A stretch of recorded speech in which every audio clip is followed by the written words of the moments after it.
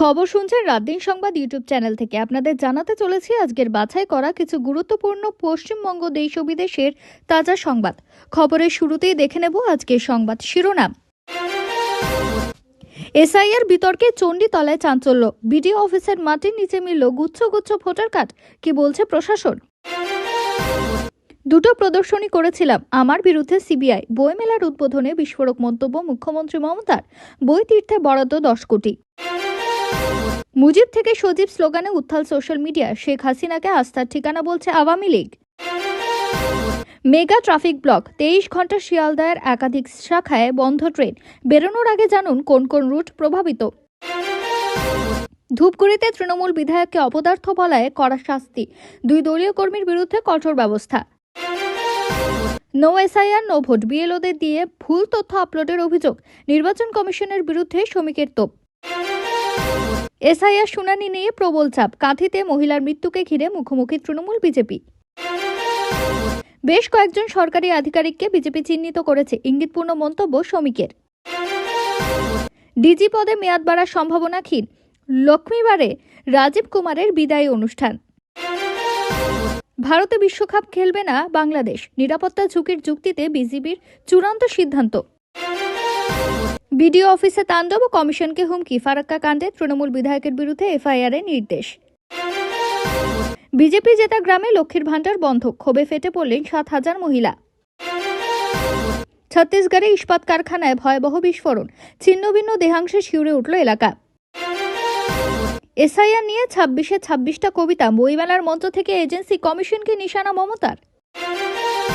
সরকার টাকা খরচ করতে দিচ্ছে না, অনশন মঞ্চে বসে বিস্ফোরক অভিযোগ শঙ্কর ঘোষের। মানুষের বিপদে চুপ থাকলে নিজেকেও বিপদে পড়তে হবে, এসআইআর নিয়ে সরব মুখ্যমন্ত্রী। লক্ষ্মীর ভাণ্ডার বন্ধ 6 মাস, টাকা চালুর দাবিতে কলকাতা হাইকোর্টে দ্বারস্থ ময়নার মহিলারা। ভয় কলকাতায় থাকছে না অভিষেক, ইডি ইস্যুতে কটাক্ষ সুকান্ত মজুমদারের। মুক্তিপণের ফোনের পরেই মৃত্যু সংবাদ, অন্ত্রে পিটিয়ে খুন সুন্দরবনের পরিযায়ী শ্রমিক। চেন্নাইয়ের জঙ্গলে মিলল ক্ষতবিক্ষত দেহ, মালদার পরিযায়ী শ্রমিক আলমগীরকে খুনের অভিযোগ। নন্দীগ্রাম গণধর্ষণ মামলায় সাক্ষী বৃদ্ধাকে গ্রেপ্তার সিবিআই, তৃণমূলের তীব্র কটাক্ষ। বজবজে মাঝ মুড়িগঙ্গায় ডুবল বাংলাদেশি বার্জ, উদ্ধার 12 জন। চলতি মাসে বঙ্গ সফরে অমিত শাহ, বিজেপি নেতাদের চাঙ্গা করতে ডেইলি প্যাসেঞ্জারি। 4 পুত্রের নামে এসআইআর নোটিশ, আতঙ্কে মৃত্যু কুলপির মহিলার, অসুস্থ এআরও। লজিক্যাল ডিসক্রিপেন্সির তালিকা প্রকাশে প্রস্তুত কমিশন, শনিবারের মধ্যেই বড় ঘোষণা। লক্ষাধিক নেতাকর্মী নিয়ে শনিবার ভার্চুয়াল বৈঠক অভিষেক বন্দ্যোপাধ্যায়ের। এসআইআর শুনানির চাপে মৃত্যু, মুর্শিদাবাদে বিএল-এর মৃত্যুকে ঘিরে তীব্র বিতর্ক। 2রা ফেব্রুয়ারি রাজ্য বিধানসভায় অন্তর্বর্তী বাজেট, ভোটের আগে কি চমক দেবেন মমতা? বিজেপির সর্বভারতীয় সভাপতির পর প্রথম বাংলা সফরে নীতিন নবীন, পরে আসবেন অমিত শাহ। সরস্বতী পুজোয় যাদবপুর বিশ্ববিদ্যালয়ে অশান্তি এড়াতে সতর্ক হাইকোর্ট। জঙ্গি যোগ মামলায় 10 বছরের সাজা, কলকাতা আদালতের রায়ে দোষী সাব্যস্ত ইদ্রিস। শিলিগুড়ির উন্নয়ন ইস্যুতে অনশনে বিজেপি নেতা, বাজার গরমের চেষ্টা বলছে তৃণমূল। মধ্যমগ্রামে রাসায়নিক কারখানায় ভয়াবহ আগুন, লক্ষাধিক টাকার ক্ষতির আশঙ্কা। সরস্বতী পুজো, শুক্রবারের নামাজে শান্তি বজায় রাখতে সুপ্রিম কোর্টের কড়া নির্দেশ। ডিএ বাড়তে পারে 63%, পরিবহন ভাতায় কতটা লাভ সরকারি কর্মচারীদের। ওন্দায় বিজেপি নেতার বাড়িতে পেট্রোল বোমা পুড়িয়ে মারার চেষ্টার অভিযোগ। 5টি বা তার বেশি কেস হলে বাতিল ড্রাইভিং লাইসেন্স, ট্রাফিক আইন আরও করা। বিয়ের পরে সম্পত্তি নিয়ে চুলোচুলি, 2 স্ত্রীকে ঘিরে হিরণের সংসারে তুমুল অশান্তি। শিয়ালদা বিভাগে 23 ঘন্টার মেগা ব্লক, বাতিল বহু লোকাল ট্রেন। ফের এসআইআর আতঙ্কে মৃত্যু, ইটাহারে দেহ ঘিরেও তীব্র উত্তেজনা। এতক্ষণ শুনছিলেন সংবাদ শিরোনাম। বিস্তারিত খবর শোনানোর পূর্বে আপনাদের কাছে করব একটি ছোট্ট অনুরোধ, আমাদের চ্যানেলে নতুন হয়ে থাকলে চ্যানেলটি সাবস্ক্রাইব করবেন। আসছি বিস্তারিত খবরে। কয়লা পাচার মামলা থেকে শুরু করে নিয়োগ দুর্নীতি রাজ্য জুড়ে ইডি ও সিবিআইয়ের ধারাবাহিক অভিযানে ইতিমধ্যে রাজনৈতিক উত্তেজনা তুঙ্গে। সাম্প্রতিকতম উদাহরণ হিসেবে সামনে এসেছে অ্যাপ্যাক সংস্থার কর্ণধার প্রতীক জৈনের বাড়ি অফিসে ইডির হানার ঘটনা। সেই অভিযানে দিনভর নাটক রাজ্য রাজনীতিতে নতুন করে আলোড়ন তোলে। এই পরিস্থিতির মধ্যে তৃণমূল কংগ্রেসের সর্বভারতীয় সাধারণ সম্পাদক অভিষেক বন্দ্যোপাধ্যায়ের বিরুদ্ধে কটাক্ষ শানালেন রাজ্য বিজেপির প্রাক্তন সভাপতি ও কেন্দ্রীয় মন্ত্রী সুকান্ত মজুমদার। বাংলা বিধানসভা ভোটের দিন যত এগোচ্ছে ততই জোরদার হচ্ছে রাজনৈতিক প্রচার। ইতিমধ্যে জেলায় জেলায় সভা শুরু করেছে সব দল, তৃণমূল কংগ্রেসও ব্যতিক্রম নয়। গত কয়েকদিনে একাধিক জেলায় সভা করছেন অভিষেক বন্দ্যোপাধ্যায় দলের অন্যান্য শীর্ষ নেতৃত্ব। সেই সফরকে ইস্যু করে শাসক দলকে আক্রমণ করেন সুকান্ত। এক জনসভা থেকে বিজেপি নেতা বলেন, তৃণমূল কংগ্রেসের নেতারা এখন বিভিন্ন জেলায় ঘুরে বেড়াচ্ছেন, কিন্তু লাভ হচ্ছে না। সুকান্তর দাবি, অভিষেক বন্দ্যোপাধ্যায় একের পর এক জেলায় যাচ্ছেন। আমাদের জেলাতেও কিছুদিন আগে এসেছিলেন, কিন্তু তার সভায় লোক হচ্ছে না। পুলিশ প্রশাসনকে ব্যবহার করেও মাঠ ভরাতে পারছে না। সুকান্তের আরও দাবি, অভিষেক বন্দ্যোপাধ্যায় ইডির ভয়ে কলকাতায় থাকছেন না। তার ভাষায় ভয় পাচ্ছেন যদি ইডি কান ধরে তুলে নেয়, তাই ভাবছেন এদিক ওদিক ঘুরলে বেঁচে যাবেন, কিন্তু বিজেপি ছাড়বে না, ট্রিটমেন্ট বিজেপি করবে। এই মন্তব্যের সূত্র ধরে ফের উঠে আসে পুরুলিয়ার সভায় অভিষেক বন্দ্যোপাধ্যায়ের আগের মন্তব্য, যেখানে তিনি বিজেপিকে আলসার বলে কটাক্ষ করেছিলেন এবং বলেছিলেন সঠিক চিকিৎসা না হলে সেই আলসার ক্যান্সারে পরিণত হতে পারে। সেই মন্তব্যের পাল্টা দিয়ে সুকান্ত মজুমদার বলেন, আসল ক্যান্সার তৃণমূল কংগ্রেস। তারা 26,000 মানুষের চাকরি খেয়েছে, 8,200 স্কুল বন্ধ করে দিয়েছে। তার অভিযোগ, রাজ্যের প্রায় 70 লক্ষ মানুষ আজ ভিন রাজ্যে পরিযায়ী শ্রমিক হিসেবে কাজ করতে বাধ্য হচ্ছেন। বিজেপি নেতা আশ্বাস দেন, তার দল ক্ষমতা এলে আর কাউকে রাজ্যের বাইরে গিয়ে কাজ করতে হবে না। চাকরি প্রার্থীদেরও রাস্তায় বসে আন্দোলন করতে হবে না বলেই দাবি তার। সুকান্তর কথায় উন্নয়ন যা করার বিজেপিই করবে, তবে তার আগে রাজ্যের বর্তমান শাসক দলকে ক্ষমতা থেকে সরাতে হবে। ভোটের মুখে কেন্দ্রীয় তদন্তকারী সংস্থার অভিযান ও পাল্টা রাজনৈতিক আক্রমণে রাজ্যের রাজনৈতিক পারদ যে আরও চড়বে তা বলাই বাহুল্য। ভোটার তালিকার বিশেষ নিবিড় সংশোধন প্রক্রিয়া ঘিরে যখন রাজ্য জুড়ে তুমুল রাজনৈতিক বিতর্ক, ঠিক সেই সময় হুগলির চণ্ডীতলায় চাঞ্চল্যকর ঘটনা। চণ্ডীতলা 2 ব্লকের বিডিও অফিসের সামনে মাঠে ঘুরতে বেরিয়ে এলো গুচ্ছ গুচ্ছ ভোটার কার্ড। হঠাৎ এই ঘটনায় স্বাভাবিকভাবেই প্রশ্ন উঠছে, কাদের কার্ড, কেনই বা তা মাটির নিচে পুঁতে রাখা হয়েছিল। খবর ছড়াতে এলাকায় উত্তেজনা ছড়ায়। এসআইআর চলাকালীন এমন ঘটনার জেরে ভোটার তালিকার স্বচ্ছতা নিয়ে নতুন করে সন্দেহ তৈরি হয়েছে। তবে এই বিতর্কে অন্য যুক্তি দিচ্ছে স্থানীয় প্রশাসন ও পঞ্চায়েত কর্তৃপক্ষ। বিডিও অফিস সূত্রে দাবি করা হয়েছে, উদ্ধার হওয়া সব ভোটার কার্ডই বাতিল। যারা মারা গিয়েছেন বা যাদের ডিজিটাল ভোটার কার্ড হয়ে গিয়েছে তাদের পুরনো এপিক কার্ড বাতিল হিসেবে চিহ্নিত করা হয়েছিল। সেই সব কার্ডই মাটিতে পুঁতে রাখা হয়েছিল বলে দাবি প্রশাসনের। চণ্ডীতলা 2 পঞ্চায়েত সমিতির জনস্বাস্থ্য দপ্তরের কর্মাধ্যক্ষ প্রবীণ ঘোষের বক্তব্য, বিডিও অফিসের পেছনের দিকে যে এপিক কার্ডগুলো পাওয়া গিয়েছে সবই বাতিল। যাদের ডিজিটাল কার্ড হয়ে গিয়েছে তারা জমা দিয়ে গিয়েছেন, আবার যারা মারা গিয়েছেন তাদের কার্ডও জমা পড়েছিল, সেগুলো আমরা মাটিতে পুঁতে দিয়েছিলাম। জায়গাটা অসমান ছিল, তা এখন এসআইআর এর শুনানি চলছে, তাই কার্ডগুলো উপরে উঠে এসেছে। তার আরও দাবি, এই ঘটনায় কোনো অনিয়ম বা সমস্যা নেই, এতে কারো কোনো অসুবিধা হবে না। তবে প্রশ্ন উঠছে, বাতিল ভোটার কার্ড পুড়িয়ে ফেলা হলো না কেন? এই প্রসঙ্গে প্রবীণ ঘোষের ব্যাখ্যা, কার্ডে অশোক স্তম্ভ রয়েছে, তাই ওই কার্ড পোড়ানো যায় না, সে কারণেই পুঁতে রাখা হয়েছিল। যদিও প্রশাসনের এই চুক্তি মানতে নারাজ বিরোধীরা। তাদের বক্তব্য, এসআইআর চলাকালীন এমন ঘটনায় স্বাভাবিকভাবেই সন্দেহ বাড়াচ্ছে। সব মিলিয়ে চণ্ডীতলার মাঠে ঘুরে ভোটার কার্ড উদ্ধারের ঘটনায় নতুন করে বিতর্কের আগুনে ঘি পড়ল বলে মনে করছে রাজনৈতিক মহল। এবার লক্ষ্মীর ভান্ডার চেয়ে জনস্বার্থ মামলা হাইকোর্টে। ময়না বিধানসভার বাগচা ও গজিনা গ্রাম পঞ্চায়েত এলাকায় বন্ধ লক্ষ্মীর ভান্ডার। 6 মাস বন্ধ লক্ষ্মীর ভান্ডার, টাকা পাচ্ছে না 7,000-এরও বেশি উপভোক্তা। পাশাপাশি একাধিক পঞ্চায়েতেও টাকা না মেলার অভিযোগ নিয়ে বাগচার স্থানীয় পঞ্চায়েত সদস্য সুনিতা মণ্ডল সহ একটি জনস্বার্থ মামলা দায়ের করেন। পূর্ব মেদিনীপুরের ময়না, সেখানে গজিনা ও বাগচা, এই 2 গ্রাম পঞ্চায়েত এলাকায় বঞ্চিত লক্ষ্মীর ভান্ডার থেকে। গত বছরের শেষের দিকে সমস্ত এলাকা থেকে অভিযোগ ওঠে, এই এলাকার বহু মহিলা লক্ষ্মীর ভান্ডারের টাকা পাচ্ছে না। দীর্ঘ কয়েক মাস ধরে মিলছে না লক্ষ্মীর ভান্ডারের টাকা। কলকাতা বইমেলার মঞ্চে দাঁড়িয়ে এজেন্সি কমিশন ও মানুষের গণতান্ত্রিক অধিকার খর্ব হওয়ার অভিযোগে তীব্র আক্রমণ শানালেন মুখ্যমন্ত্রী মমতা বন্দ্যোপাধ্যায়।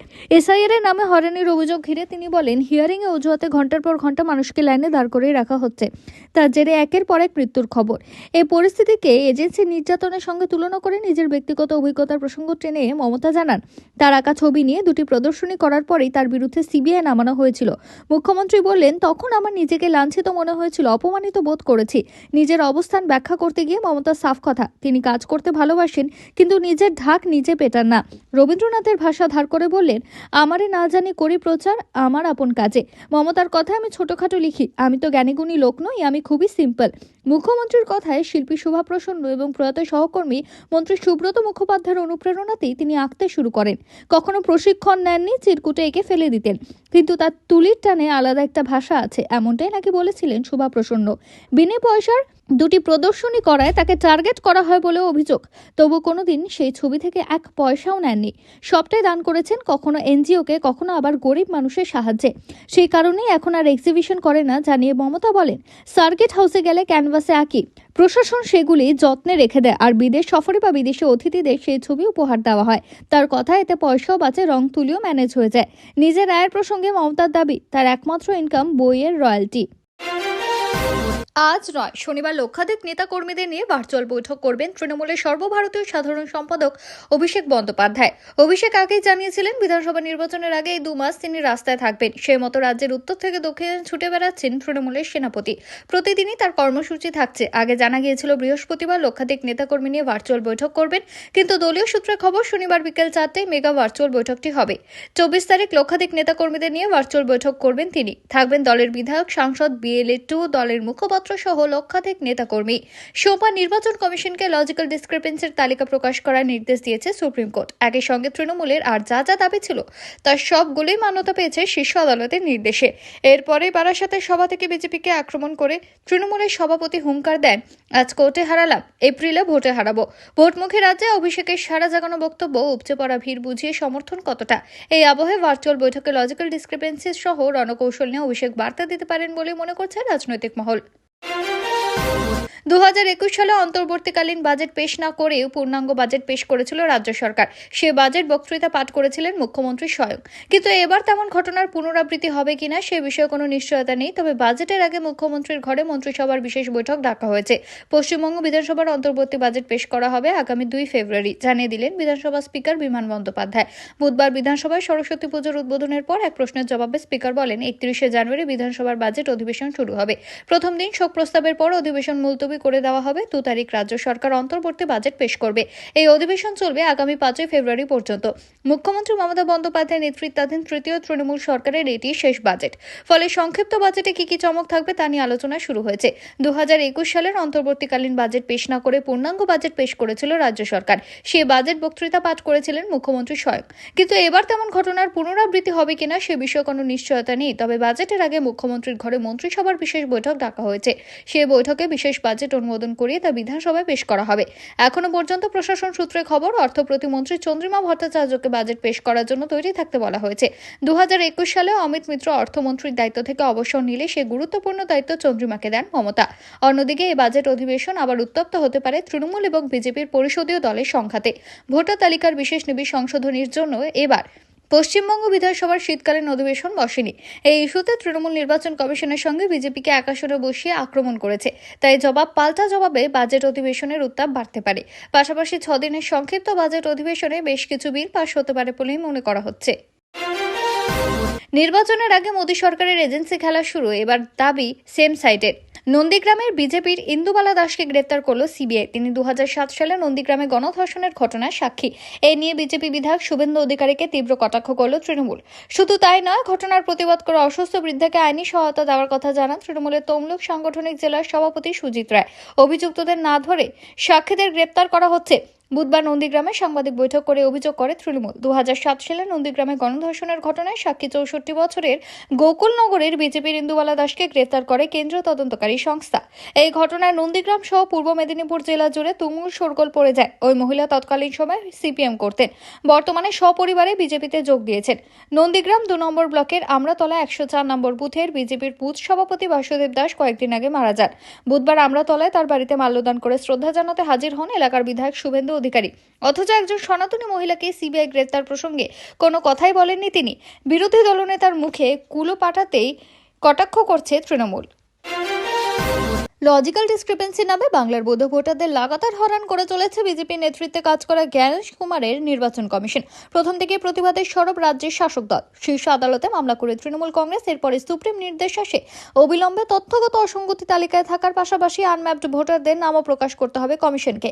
চাপের মুখে পড়ে অবশেষে শনিবারের মধ্যে গ্রাম পঞ্চায়েত ভবন, ব্লক অফিস, তালুক ও ওয়ার্ড অফিস সহ বিভিন্ন জায়গায় তালিকাটা নিয়ে দেওয়া হবে বলে ইসিআই সূত্রে জানানো হয়েছে।